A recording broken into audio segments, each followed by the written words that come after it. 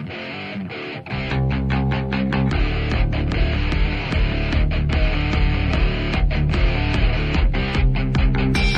lies and buying time, killing people next in line. Lower classes, social slime, they don't matter. Genocide, sick from water, sick from air. Making money, they don't care. Caesar shit, force of air. Fuck them back, it's only for they bomb. They shoot, they kill, they massacre, rape. They burn the kids, no one makes countries. Lie to your face, fight and die, 'cause God forgives.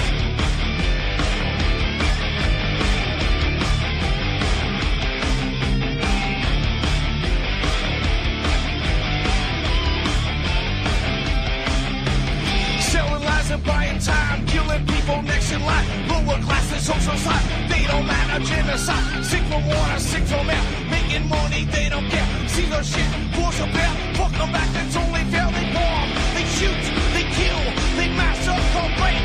They burn the kids, no one makes countries. Lie to your face, fight and die, 'cause God forgives. Yeah. Coming back around again.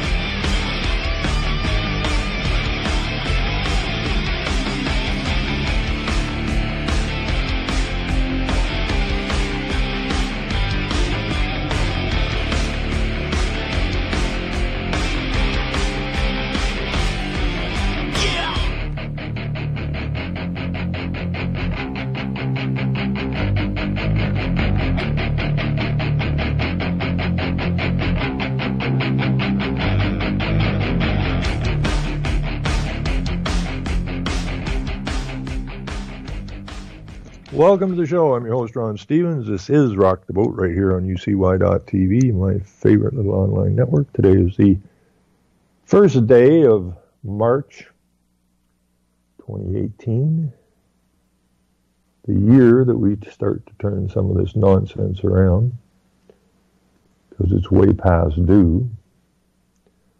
People are slowly waking up from the long sleep they've been in for decades, and that's a good thing. Anyways, the new budget that got passed here in Canada, the federal budget, under the auspice of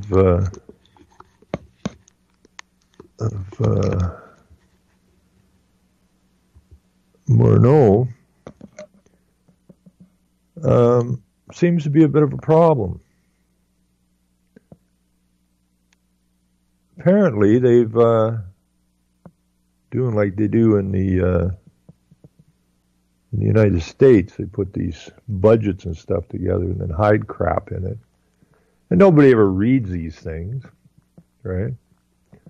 They just pass them. Too big to read. Too much trouble to read. You know, now here in Ontario we have a lieutenant governor who is the lieutenant governor, whoever is the lieutenant governor at the time, has the status of Queen in place. Now the Queen was supposed to sign off on all laws and that came through the legislature, so of course the Queen can't be everywhere. And so they put in a governor general for Canada, and each province has a lieutenant governor. Now, I called the lieutenant governor's office when, oh God, now what the hell is his name?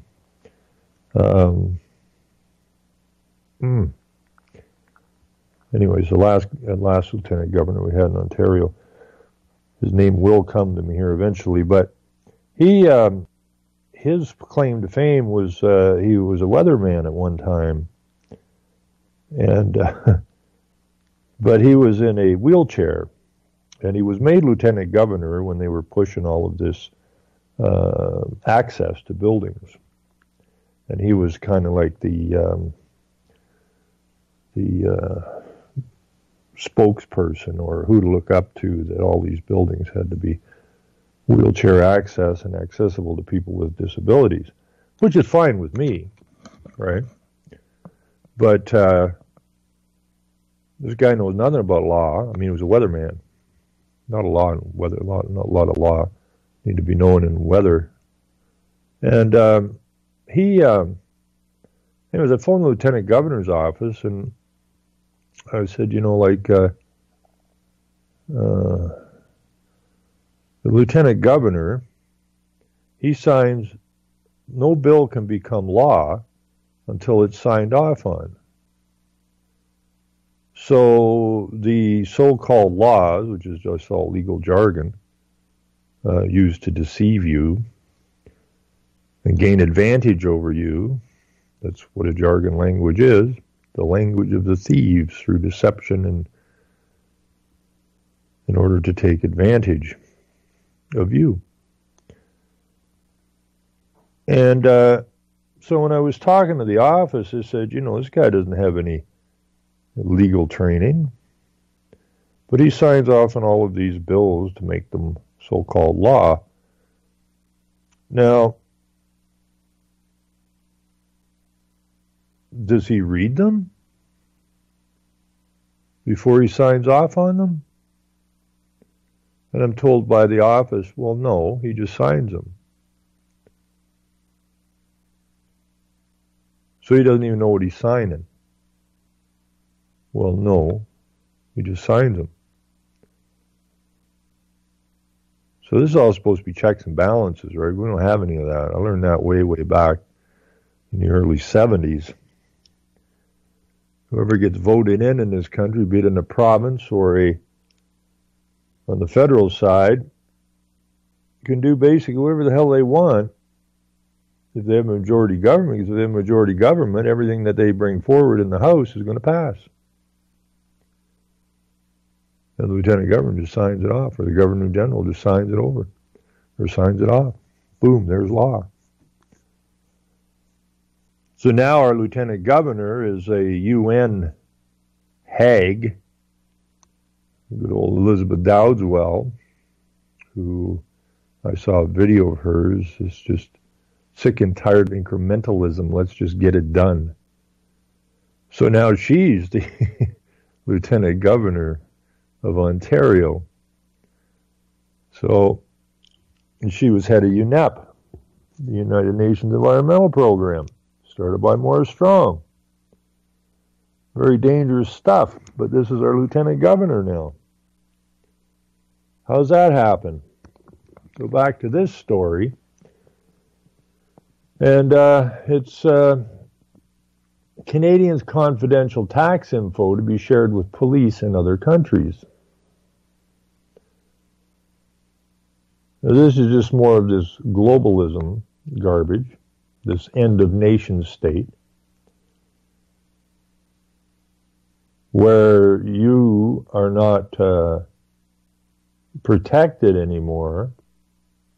Your information is going out in the global market, so to speak. In an inconspicuous section tucked into a small 78-page annex in the budget, the government says it wants to give police and tax authorities new powers to fight tax evasion and advance international investigations into serious crimes ranging from drug trafficking and money laundering to terrorism. Well, that's all the businesses that the government's in. The government's in the drug business, the government's in the money laundering business, and the government's in the terrorism business. Because they're terrorizing the population of this nation. And they can't get enough drugs into people. And now they got the monopoly on weed. So, are they going to start arresting themselves? I don't think so. But they are the criminals. The sharing of information internationally for the investigation, possession, and suppression of serious criminal offenses, both tax-related and non-tax-related, is vital to the global fight against serious crime, and it's, consistent with the government's commitments to address global tax evasion and improve the fairness of the tax system, says the budget annex. A civil liberties advocate accuses the government of using the budget to hide controversial changes. If you can get something buried in the budget and nobody knows about it, sometimes you can get something passed without getting the kind of heat it deserves, said Michael Bryan, Executive Director of the Canadian Civil Liberties Association and a former Ontario Attorney General. Well, he should know that civil liberties are no liberties at all. He should know that, but then he was a lieutenant governor, so he's probably not real bright. Well, this particular thing, he says, deserves a lot of heat from the opposition and scrutiny from the media. Well, the media has been pushing the globalist agenda since before I was born, and that was way back in '54, and he's asking the media to be the scrutinizers and get a lot of heat from the opposition parties. Well, the opposition parties are all pushing the globalist agendas. Now, when somebody's reading this that doesn't know anything, they'll go, yeah, that's what should be going on. That's exactly what should happen. Well, it ain't gonna happen because they're all pushing the globalist agendas. Bryant goes on to say that the proposed changes risk affecting Canadian civil liberties. It should be introduced and debated as part of a separate bill. The big concern is that Canada would be unwittingly participating in a Star Chamber investigation, a prosecution of somebody in another jurisdiction, or that Canadians would in essence be thrown under the bus, and information would be shared with other jurisdictions that don't have our due process and constitutional protection, he said. Well, we don't have any constitutional protections. And yeah, we've been thrown under the bus by our own so-called government. Asked about the issue Thursday, Finance Minister Bill Morneau said that the provision is necessary to track potential tax evaders, money launderers, and terrorist fundraisers. We are talking about people who are being accused effectively of crime. So we are looking to make sure that we have a system that can deal with people who are doing things that are inappropriate in a way that respects all Canadians' rights and freedoms, he said. Well, Mr. Finance Minister, we're looking for a system that can deal with people who are doing things that are inappropriate. Well, that's you, sir. That's the government. It's the legislature. It's the judicial system. It's the education system. Are all doing things that are inappropriate. So I don't know who you think you're pointing the finger at. He goes on and says, we do have a responsibility to make sure that the international network of terrorist financing or money laundering is dealt with in a way that's appropriate to this challenge, which is big.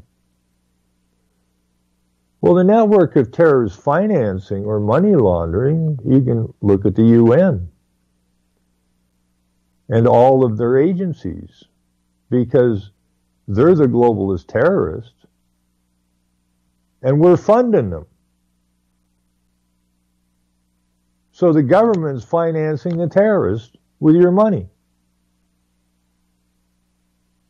But see, when somebody doesn't know anything, they'll read this. Yeah, we do have a responsibility to make sure international network of terrorist financing or money laundering is dealt with.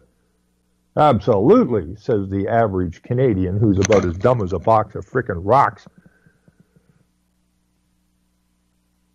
3 separate provisions outlined in the budget Annex would embrace the powers of the Canadian authorities to share confidential information about Canadian residents.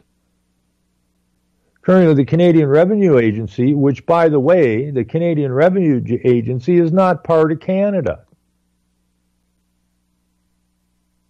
It's one of these arm's-length bureaucracies they put up. Like the Children's Aid Society, the SPCA, the OEB, and a horde of other ones. To screw you, and you ain't getting protected by it. Currently, Canadian Revenue Agency can share confidential tax information about Canadians with authorities in other countries that are investigating serious cases such as tax evasion. However, under the Canadian law, the CRA cannot share that information with officials in another country investigating a crime other than tax evasions. While many of Canadians' mutual legal assistance partners are able to share tax information in response to a request from Canada for mutual legal assistance, Canada lacks the legal authority to reciprocate, officials wrote in the budget annex. That's about to change. Budget 2018 proposes to enable the sharing of tax information with Canada's mutual legal assistance partners in respect of acts that, if committed in Canada, would constitute terrorism, organized crime, money laundering, criminal proceeds, or designated substance offenses, says the document. Canada currently has mutual legal assistance agreements with 35 other countries or bodies, including the United States, Brazil, Belgium, France, Israel, Russia, and China. That means authorities in one of those countries investigating someone for a crime like money laundering or drug trafficking could apply to Canada for that person's tax records and obtain them. The proposed new policy affects more than tax information. While tax authorities in other countries can ask Canada for an individual's tax information, that policy currently doesn't extend to other information like bank account records. Under a second proposal, the government would allow the legal tools contained in the Mutual Legal Assistance in Criminal Matters Act, such as court orders, to be used to obtain information being sought by another tax authority. Policy gives police more access to tax information. These tools include the ability for the Attorney General to obtain court orders to gather and send information. The government also plans to give Canadian police more access to tax information. Currently, police investigating certain crimes can obtain a court order to get income tax information. The government plans to extend that ability to access confidential information to the Excise Act, which taxes a variety of products, including tobacco and alcohol. While the proposal was included in the budget documents, it does not require any government spending. When asked by CBC News, I love this part. When asked by CBC News on Budget Day,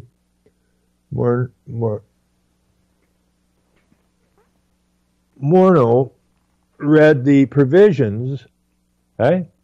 The finance minister read the provisions, but was unable to explain them, referring questions to finance department officials. An advisor to the Prime Minister's office and an advisor to the finance minister also were unable to answer questions about them. A finance official later said the proposals originated with the Justice Department. While the proposal was included in the budget, it will require approval of Parliament before it can become law and implemented. Finance Department spokesman Jack Aubrey said that it has not yet been decided whether the policy will be part of the budget implementation bill or some other piece of legislation. Well, if they hadn't got caught, it would have been voted on and it would have passed, and never, ever, ever saw the light of day. But apparently nobody can explain it, not the finance minister, not the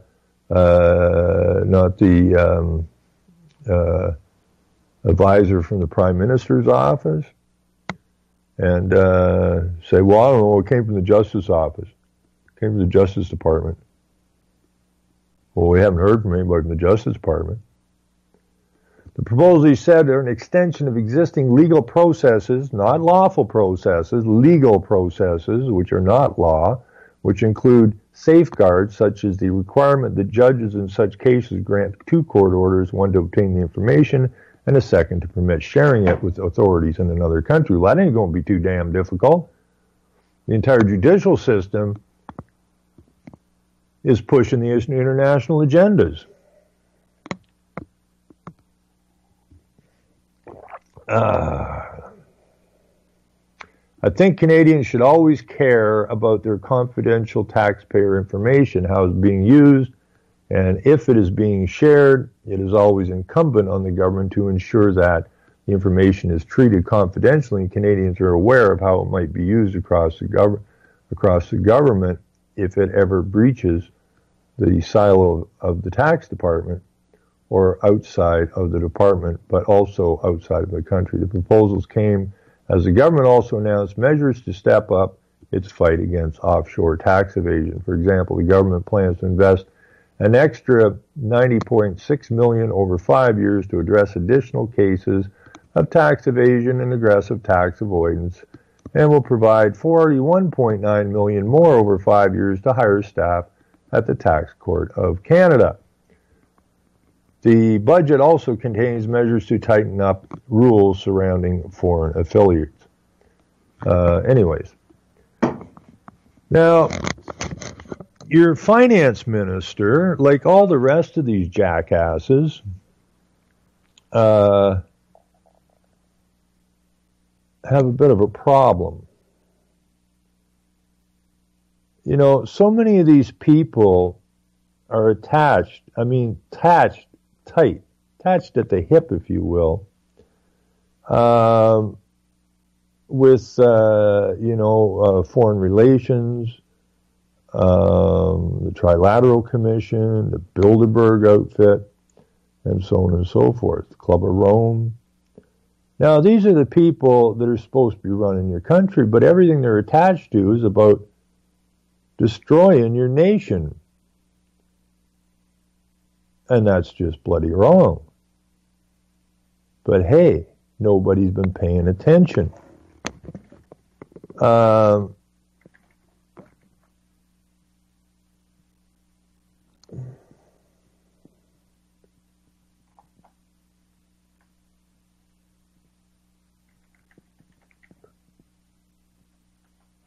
So, let's see. Bilderberg meeting 2016. Bill Morneau and Chris Hadfield attended that, which is a secret meeting of internationalists, of globalists. And then you wonder why this stuff ends up in these bills.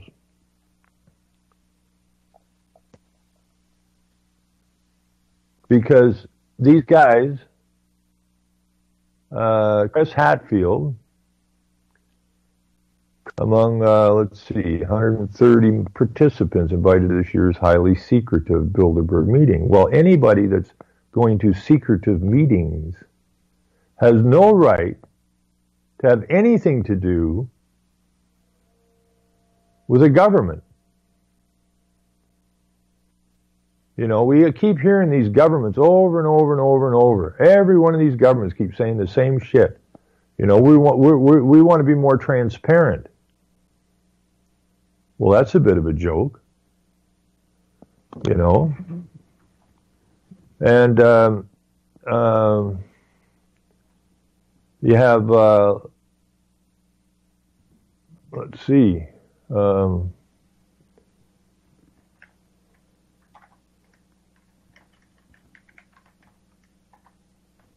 let's see what we got here.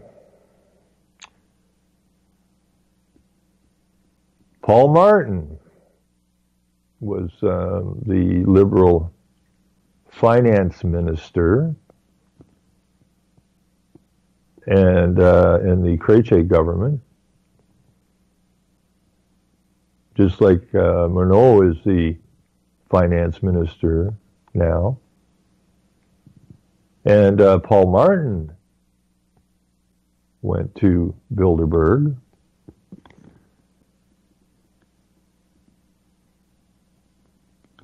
And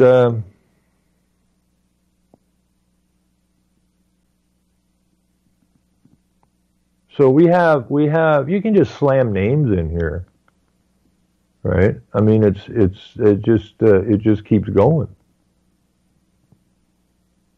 Just keeps going.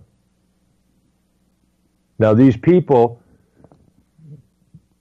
go to these secret meetings to put the deal together. The media's on side and push the agendas that are settled at the Bilderberg meetings and other meetings, the trilateral and I mean, if you look at how many Canadian politicians are members or were members of the Trilateral Commission, make your head spin. And the worst part is that all of these top-level federal politicians all end up in the Privy Council, the Queen's Council, the Queen's Privy Council, and they all take an oath of secrecy for life.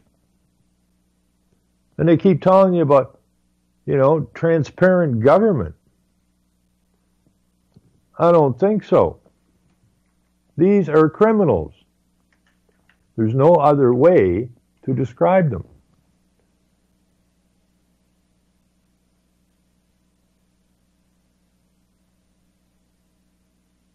No other way to describe them.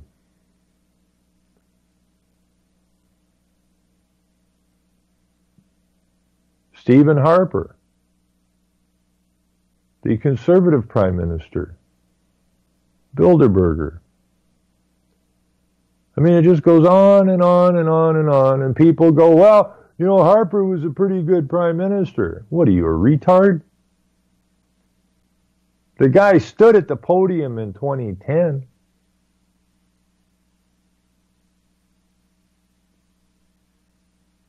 At the G20 meeting, of which Paul Martin, the ex-finance minister, ex-prime minister, was one of the guys that set up the G20. And then your conservative prime minister says, oh, this is a loss of national sovereignty. Of course, the media never put that out. I mean, that's a pretty big headline when your prime minister is standing there saying that this meeting is a loss of national sovereignty, and the media doesn't pick the story up and run with it. I went as far as to phone the prime minister's office to ask for an explanation of what was meant by this is a loss of national sovereignty, referring to the G20 meeting. What response did I get from the Prime Minister's office? Oh, that was unfortunate. But we're not allowed to discuss that. Well, that sounds pretty transparent, doesn't it?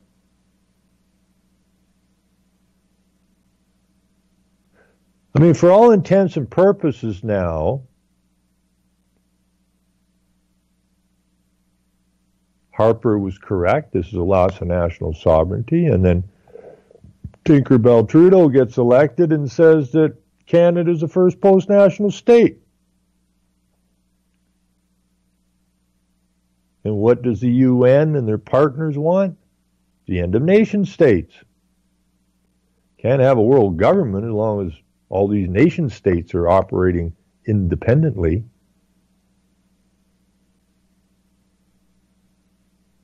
I mean, people should be absolutely just angry. And the sad part is you're paying for all this nonsense. You're paying for your own demise.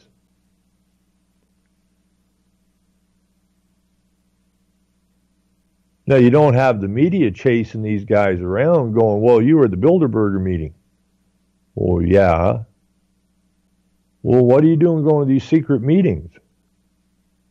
Well, we can't tell you because it's secret. But you're supposed to represent the country and the people in the country. Well, where are you getting off on going to these secret meetings? Well, it's kind of a secret. If we told you, you wouldn't be happy.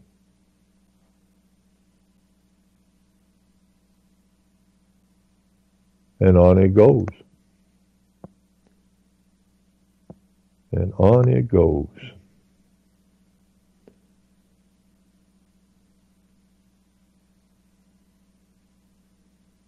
Nobody, and I mean nobody, from your local town councilor to the prime minister of this so-called country, has the interests, not the slightest interest, in a good outcome for you. They're only interested in pushing the global agendas. And the global agendas are quite ugly. Get you out of your private transportation. Get you off your private property. I mean, they even go as far as say air conditioning isn't sustainable. But all of this, I mean all of it, comes out of the United Nations. And they're partners in crime. And who are their partners in crime? Your government.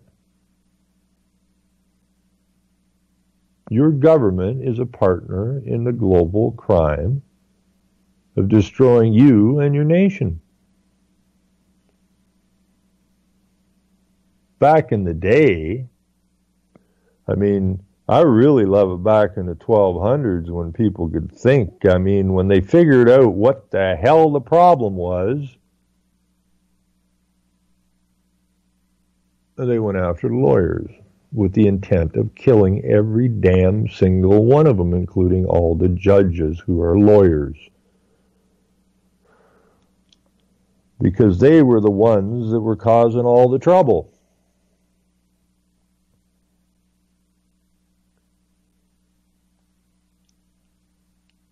And apparently they got a lot of them, but they didn't get all of them.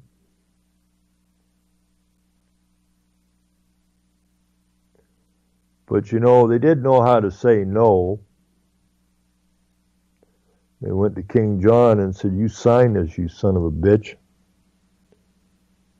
You see, because the whole idea that you couldn't be the king unless you swore an oath to uphold the law as per the King James Bible.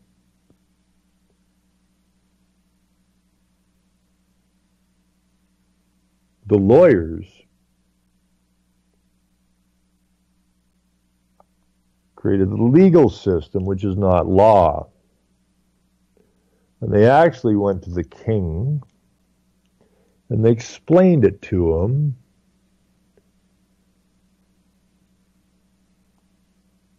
that he could sell the land, make a lot of money. And the king, probably being more honest than the lawyers, went, what are you, stupid? If I sell the land, I won't be the king because there'll be nothing to be the king over, you idiots. But being the lawyers, being the jargon language users, the language of the thieves, to gain advantage through deception, explained to the king that, well, no, you're not going to sell the actual land, the terra firma, so to speak. Okay? You're going to sell an abstract made up in the mind. So they'll think they're buying the land because they'll have the right to sell it, but they're not selling the land. You will always own the land. And that same stupid game is going on to this day. Controlled and run by the lawyers.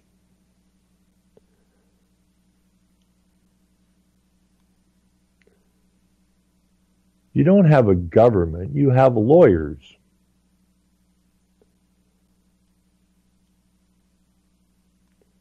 Who writes the legalese into all the laws, so-called laws, the policies, the lawyers. And what are most of the people in your government, at least at the top level? Lawyers.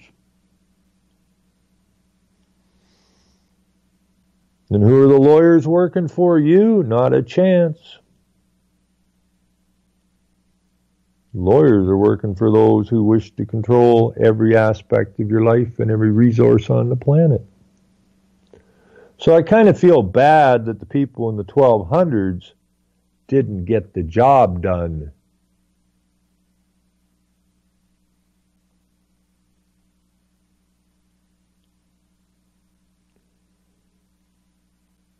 But everything became illegitimate when the king, or the kings and queens, submitted to the lawyers. The turn is to turn from one lord to another. There's only two. One's good, one's evil. One's moral, one's amoral. And when the kings turned to those offering benefits, sign here, we know that story. At that point, the king did not have any authority to rule. He lost his authority to rule because he broke his oath. And that's where we are today. We're run by the evil, amoral sons of bitches that deceived man.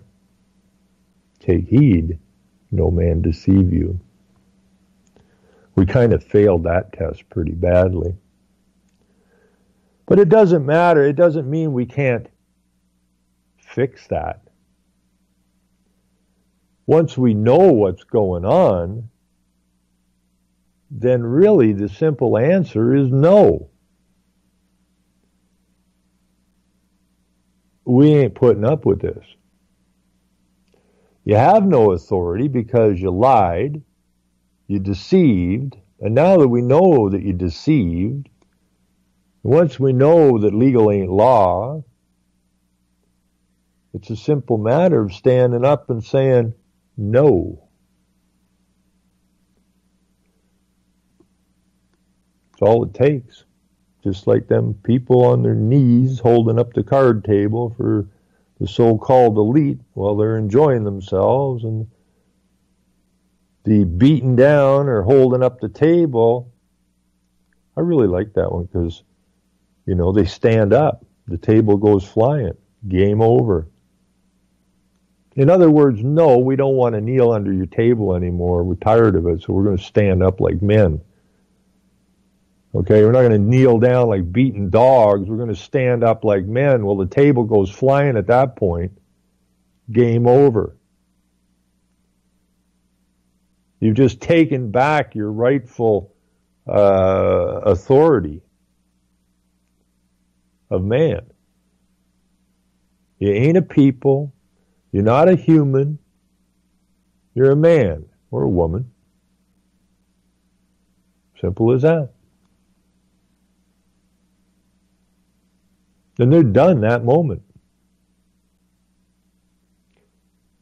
We just have to keep moving the message until we get enough people to stand up and say no. But we better get it pretty damn quick. Because they're coming at us hard.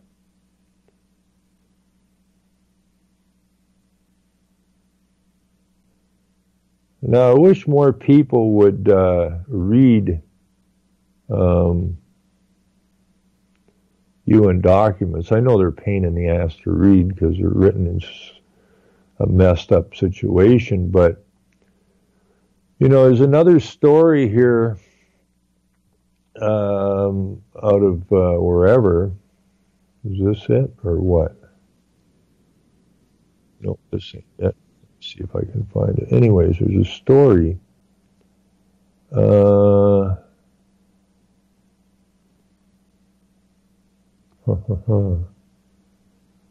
did I put that? Let me see if I can find it.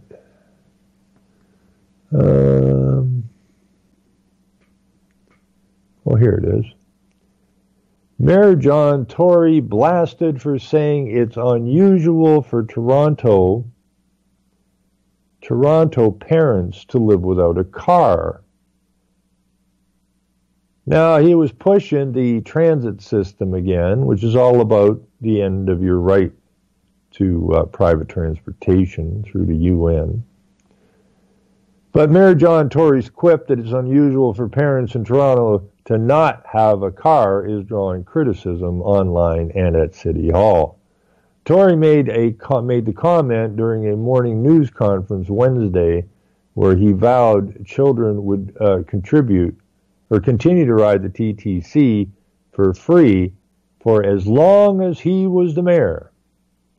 He rode a TTC bus full of young students to the event. I met a couple of kids on the bus, and we were talking about the fact that their parents don't have a car at all. That's unusual, Tory told reporters. Well, not really. Tory continued to note things are changing, change driven in part by kids who have grown up riding transit, and that he sees that as a positive thing for Toronto, but the suggestion that this isn't already a reality across the city was met with scorn online. Now, where did I see those numbers? He points, let's see, at City Hall, Councilor Gord Perks said, suggesting that it is unusual for a family in the city of Toronto to not have a car is both wrong and misleading. He points to 211 data, which comes from the research by the University of Toronto commissioned by the city that shows 23% of Toronto households don't own a vehicle, while that number is actually 45% in downtown core. Even in the inner suburbs, the numbers range from 13 to 27% that don't have a car. Meanwhile, new car sales numbers show a dip in sales in Ontario in the city.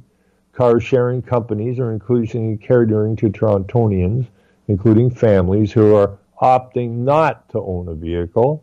Perk warns that considering those people's needs threatens the city's decision-making. It leads us to a wrong conversation. Now, conversation is not a good term, okay? Conversation leads you to suggestion, which leads you to hypnotism, and now you don't have a family car. About how we build our transit systems, how we make our streets more bike-friendly, not car-friendly, and pedestrian-safe, how we achieve Vision Zero, he said. Now, what the hell is Vision Zero? Now, where does Vision Zero come from? Well, I don't know.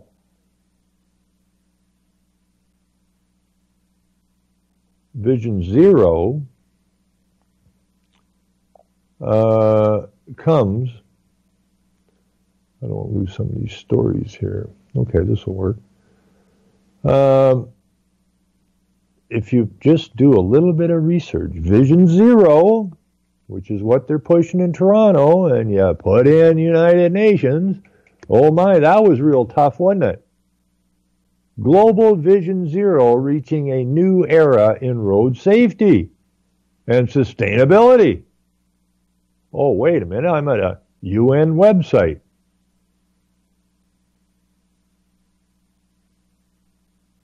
This is a discussion, Sunday the 27th, November 2016. Global Vision Zero, reaching a new era in road safety.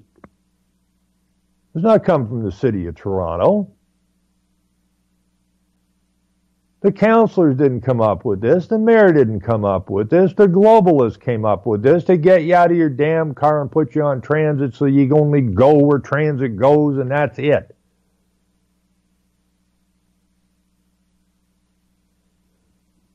That's a breach of trust. Breach of trust is treason by definition. And so we have all of this nonsense here. And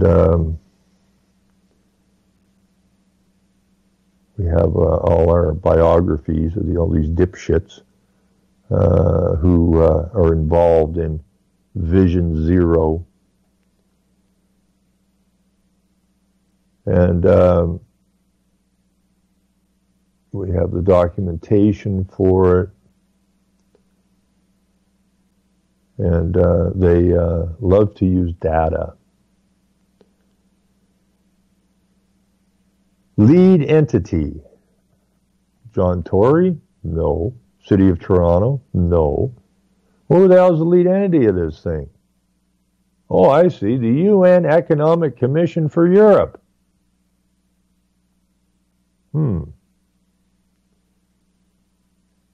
And they go into all these road deaths and all of this stuff, right? So, you know, how are we going to stop the road deaths? How are we going to do this? How are we going to do that? And possible questions for discussion. What policies could most efficiently enable us to achieve the road safety related sustainable development goals, and how can UN road safety conventions be implemented to benefit road safety? Question number 2, how the various road safety activities could be most effectively financed. And number 3, is Vision Zero achievable on the global level? What needs to be done to achieve it? Well, what needs to be done to achieve it is to keep having your local councils implement it and have the taxpayer pay for it.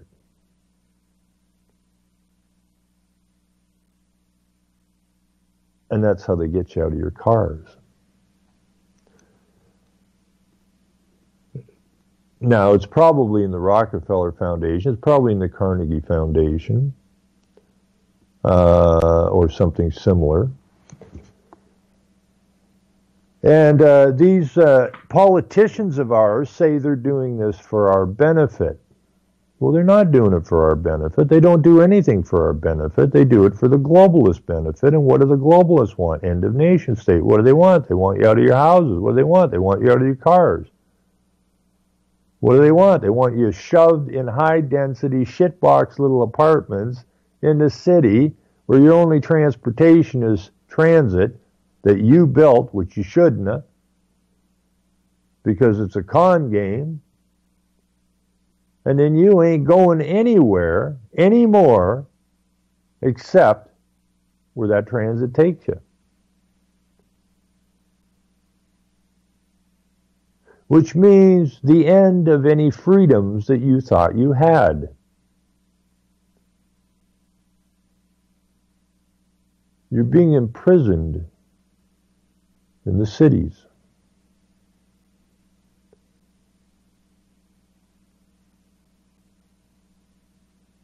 And now they're flooding the cities with migrants. Which is going to get ugly at some point. Because you can't jam that many types of different people into high-density areas without there's some serious disintegration going on. But then again, it's all by plan. They plan this crap out. For whose benefit? Yours? Not a chance. So, you know, I don't care where you live. I don't care which town or city you live in. You can just go to here and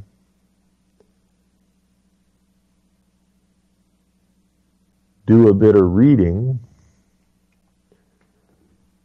or read about something else that's connected to this particular site, and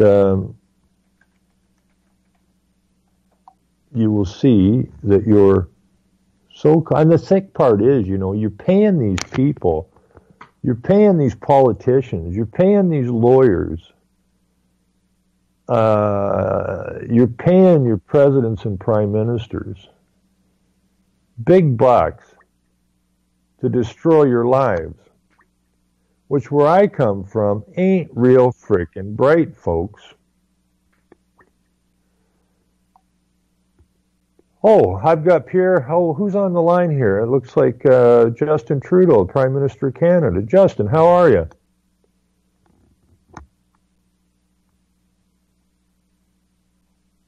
You there, Christopher? Where'd he go? You there? Am I here? Yeah, is this the Prime Minister of Canada? Soon to be. About bloody time. After you get elected in your provincial election, then we push forward for me being the prime minister. Prime minister. I'm going to prime everybody, minister. Free beer for all Canadians. Damn straight. That's right. The Canadian Brewery House. It's funny, just elaborating a little bit of what you're talking about. I don't know, maybe it's off topic. I don't think it is. But I've had some issues with some Punjabis. Now, that might sound racist, but, I mean, Punjabi is a part of India, correct? Right. You've read the stories on the CBC about Bell Canada using deceptive methods to entice people to buy their product and then lying to them. Yeah. There was a couple of white folks. Sorry, so I know that's racist again. But there was a couple of white European folks that said, I got to admit, what I was doing was wrong, and I was doing it because, well, it was my job. Well, just before your show, I got a knock on my door. Yeah. And I answered it, and it was a Punjabi guy, could barely speak English.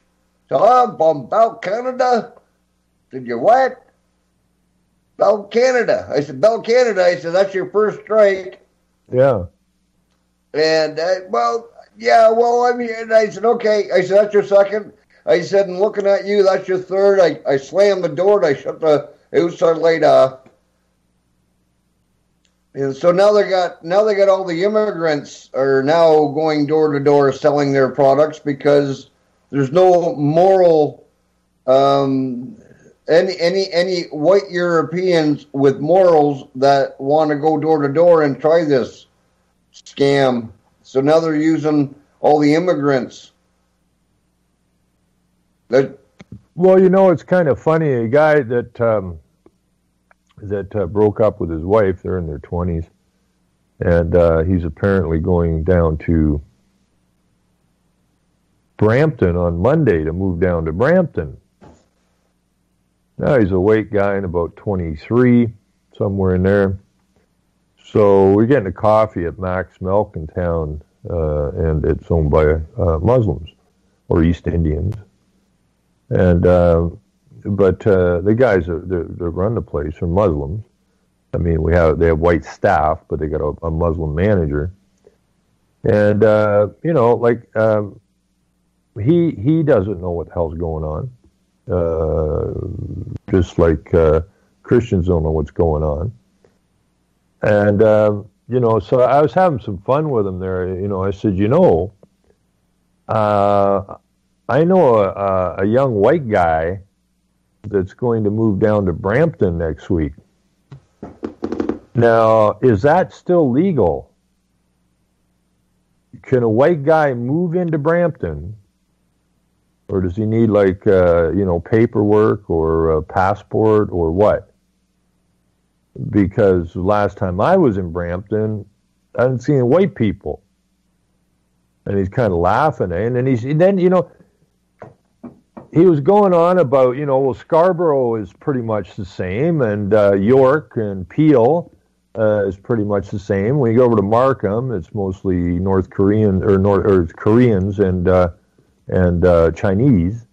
And then you go over here, and even downtown Toronto, it's mostly immigrants. And I said, well, shit, you ain't told me anywhere in the Metro Toronto that isn't foreigners. He says, well, I don't think so. I think that's about what they are now, right? Yeah, Toronto's lost. It's gone. Yeah, it's gone. Get it out of here, right? And now, after this provincial election, they are going to start, well, they already set it up. I mean, it's all ready to go, moving them into the rural areas. So, when I was in Brampton, it was like I was in a totally foreign place. Like I told this guy at the counter, and he's a decent guy, really. He's just a young guy with a job. He ain't here to take over a country. It's just a problem. They don't know the the big plan, right? And, when I told him I'm watching buses in Brampton, we're eating lunch or supper or whatever in a nice big restaurant with us being the only two white guys in the whole place, looking at, transit buses going by with writing on the side, there's not a hope in hell I can read this stuff. And he says, it's all like that. Ron, what the scarier part bullshit is what, that's the really scariest part. It is all bullshit. But the scary part at this point is they are all so friendly with you for now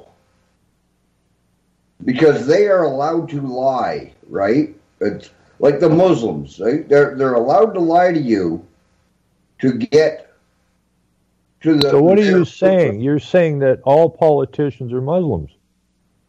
Well, I mean, they might as well be. Well, they all lie. I think if we want to go deeper than that, we know where that comes from. But what I'm trying to say at this point is when I go to my family market,